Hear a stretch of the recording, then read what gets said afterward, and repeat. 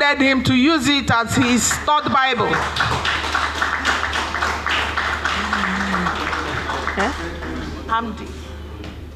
Third holy book, sorry, not Bible, third holy book. Third holy book. And I don't know which one is first and second, but third. By the grace of God, the first female deputy governor of Kogi State. And indeed, the campaign council at state and national level, we want to say a very profound thank you to Professor Amdi. And I also want to ask members of the committee who are here to stand up for applause. We recognize you, we appreciate you. Thank you, thank you, thank you. This policy document committee did what Napoleon couldn't do. They were inaugurated mid-May. And when we did inauguration, I gave them terms of reference, and I gave them 2 weeks to submit their report. But when they started operating, I knew that what I thought was going to be 2 weeks became 4.5 months. And it's not 4.5 months of wasted time. It's 4.5 months of diligent service to the people of Kogi State. The committee was carefully selected, made up of professors, captains of industries, astute, seasoned civil servants, retired, technocrats, lawyers, chartered accountants, and they all put their heads together. But one thing is unique. Every one of them is from Kogi State. So I thank your committee. And I also thank those who are not here. The likes of Professor Ajayi, who put in a lot of efforts. The likes of Dan Ogu, Dr. Dan Ogu, who is away in America. The likes of Justina Abanida, who are not here. The likes of Natasha Akpoti, who also participated seriously in the committee, and others who are not here. I thank you, I thank you, I thank you. I haven't appreciated the committee. I want to say that today in the history of Kogi State, among all the governorship candidates and political parties participating in the 2023 governorship election, PDP is the only party that is doing what we are doing. We promised when we got this mandate that we are going to do things differently. What we are doing here is to announce to Kogites, to announce to Nigerians that the incoming government of Kogi State, by the grace of God, will do things differently. No party is talking about a policy document apart from the PDP. And by the time I looked at this document, I've looked at it, I've read it. It's not only robust, but it's a solution book. Because we suffer times of vicissitude and vacillation in Kogi State. We're in times of opprobrium, we're in times of obloquy. We are in the den, an evil forest in Kogi State. As I speak, I repeat, Kogi is the only state today where a serving permanent secretary is taking Okada to the office. Kogi today, a level 16 officer is taking 18,000 naira salary. I said we had a meeting in Lokoja last week. Many of my campaign council members were with me when I was meeting some people. A man got up in that meeting and told me that his wife called him, he was at a function, and his wife called him and said, I have good news for you when you get home. The man said he thought of it, good news. I told this woman I've arrived menopause. I would have been thinking maybe she's pregnant. What is the good news? When he got home, his wife said she got an alert, a level 13 officer said she got an alert of 20,000. There's an increase in her salary by 4,000 plus. That is the good news. That is to tell you the state of decadence, the state of poverty, the state of corruption and satanic manifestations in Kogi State. These are people with families. He conducted a needless screening exercise for the civil service. Retrenched, sacked, and kept some people hanging because they have a list of uncleared. They didn't clear you. You are not uncleared, but you are hanging.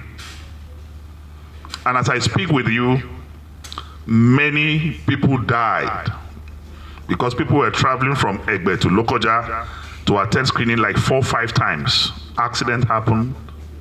Salaries were stopped. As I speak, many who are hypertensive could no longer buy their drugs. Many who were diabetic could not fund and they died. Today, in the history of our state, we have the largest number of missing persons in Nigeria. Those we did not see their dead body, we don't know if they are alive, including the PDP chairman of Okene local government.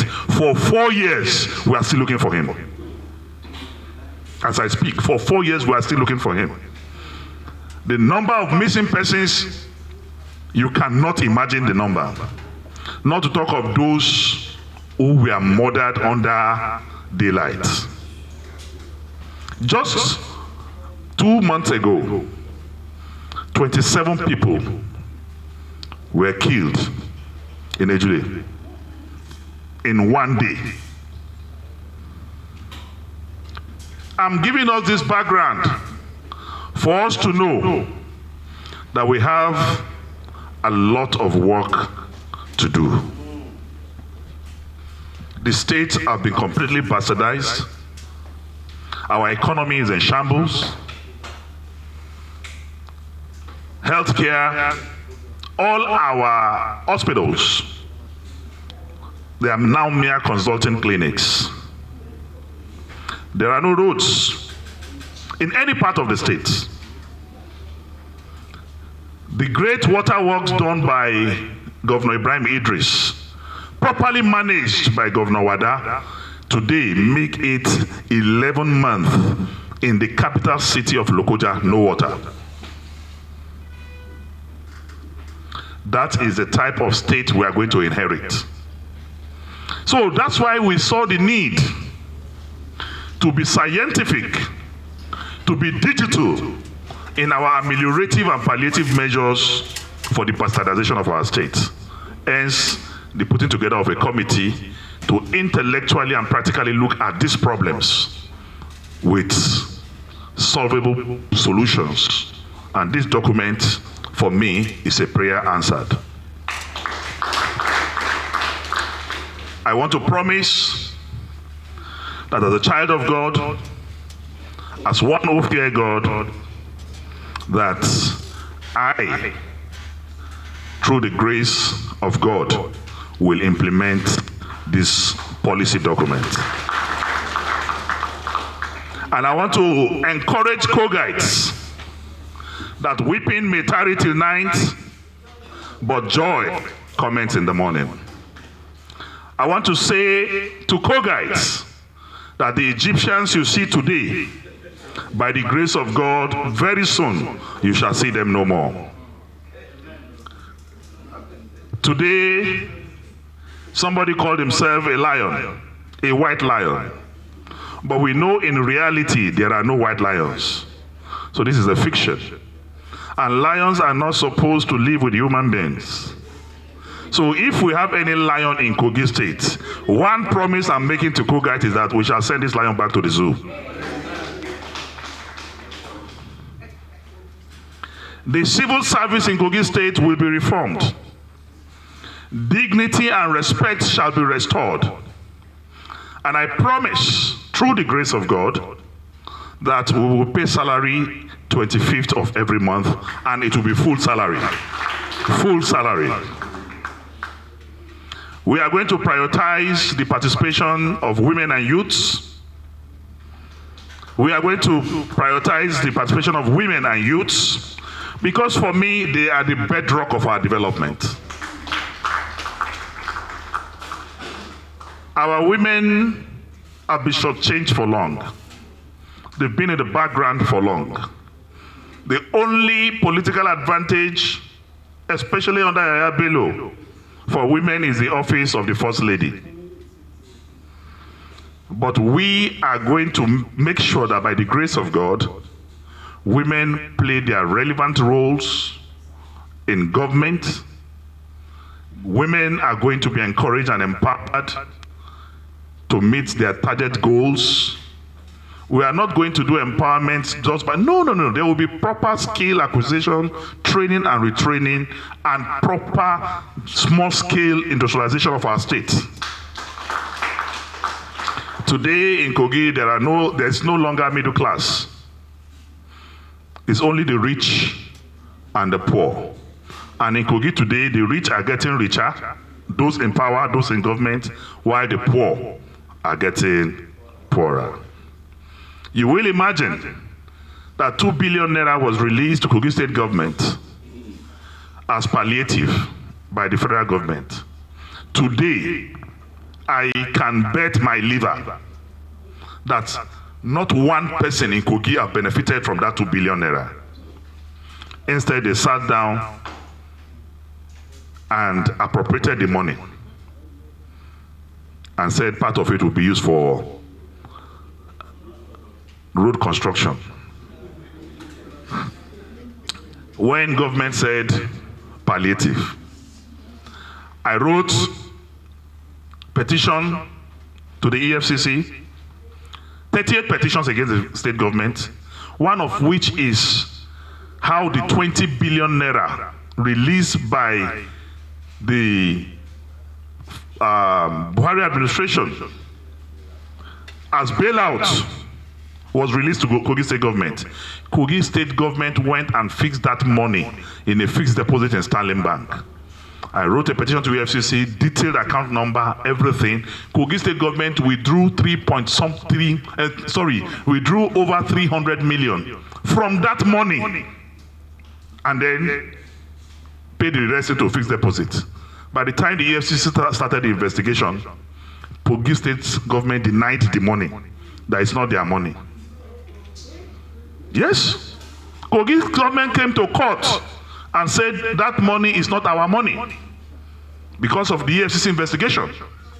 And as I speak with you, that money has been, the court ordered that money be taken to Central Bank, and the money is now with Central Bank. Kogi lost 20 billion naira. This is the type of government we are running.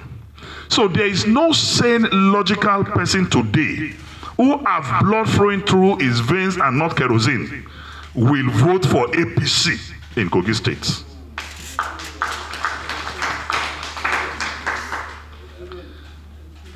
By the grace of God, local government money will be local government money under the PDP administration.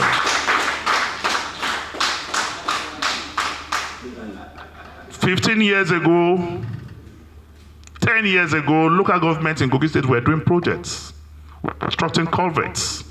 Some local governments have graders, they have payloaders, they carry out minor rural roads.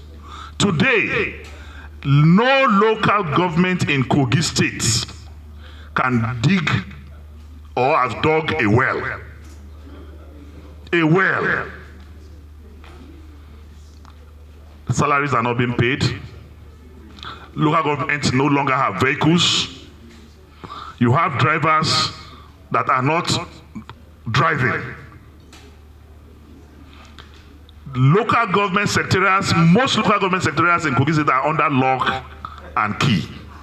But we are announcing to Nolge, we are announcing to the people of Kogi State, we are announcing to teachers that by the grace of God, a new day is coming.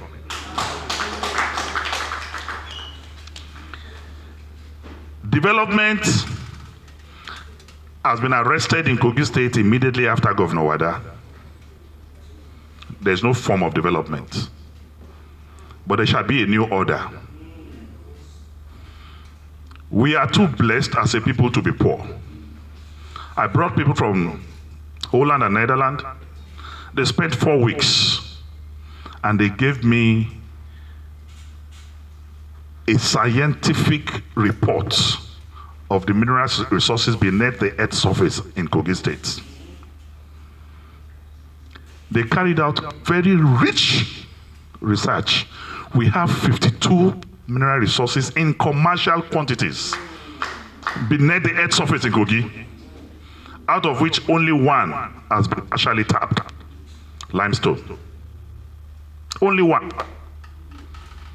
The rest, just there. We have uranium. The market value for uranium today, globally, is over 12 billion US dollars. We have the largest deposit of uranium in Nigeria in Kogi, yet we are not participating in this market. We have gypsum. We have tantalites. All these in commercial quantities, but we have not tapped into one. Everybody is rushing to Abuja to come and collect the federal allocation. That's why the Holy Book said, my people perish for lack of knowledge. And the money is collected in Abuja. They don't even go to Lokoja. It's shared here in Abuja. When we as PDP government, by the grace of God, whatever we are getting from Abuja will be dedicated to payment of salary, training and training of the civil service, pension and gratuity, and backing promotions that will be cash backed. That is what we use salaries for. But we are going to raise the IGR of the state without taxing poverty. We are going to raise the IGR of the state without taxing poverty. Anytime I look at the resources we have, all the way, today you check the Guinness Book of Records, the largest cruise you can have is in Miami. Marine cruise, 4 hours, 15 minutes. And every year, from all over the world, people travel to Miami to go and do beach visits and then do marine travel. Dubai, a desert, also do marine travel. People go there and pay 600 dirhams to do a cruise, a water cruise, a desert. And the farthest you can go in Dubai is 2 hours, 15 minutes. But I can announce to you for free that from Lokoja to Onitsha, uninterrupted, 8 hours. You can't find it anywhere in the world. 8 hours. 8 hours uninterrupted. All we need to do is to go on CNN and advertise for 1 year that the largest marine cruise is in Africa. In Africa is in Nigeria. In Nigeria, visit Kogi. Visit Kogi.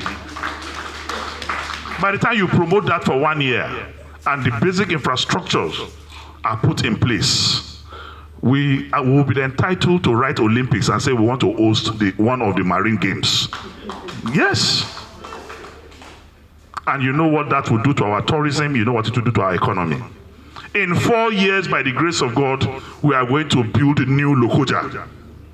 All of us knew that York was in existence before New York was built. Zealand was in existence before New Zealand was built. Jersey was in existence before the new Jersey was built. We are going to build new Lokoja. It's not rocket science. 20 years ago,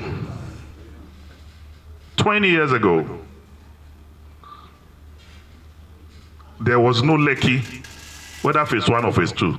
There was no banana. Lands were reclaimed. All this thing is Snake Island, BGC. They were all products of leadership. Reclaimed lands. And banana is a perception. They started selling land in banana very expensive.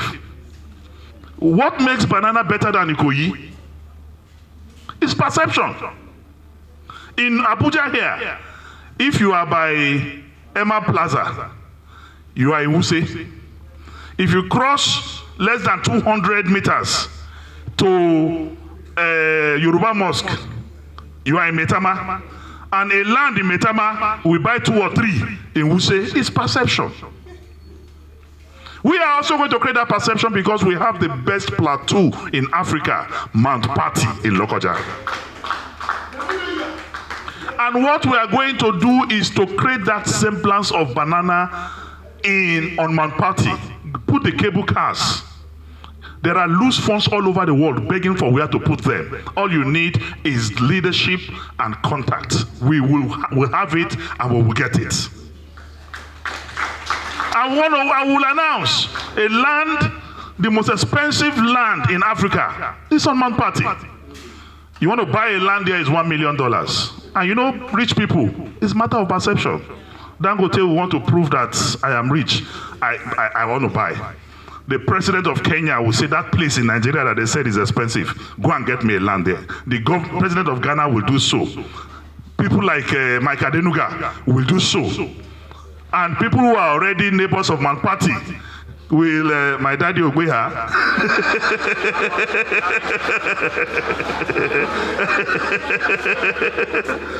we will help him increase the value of his land. So, and I'm telling you, my brothers and sisters, it is not a mirage, it's doable. And through the grace of God, we will do it. We will do it. Those who did it, they don't have 4 heads. Here in Abuja, El-Rufai created 4 districts in 4 years.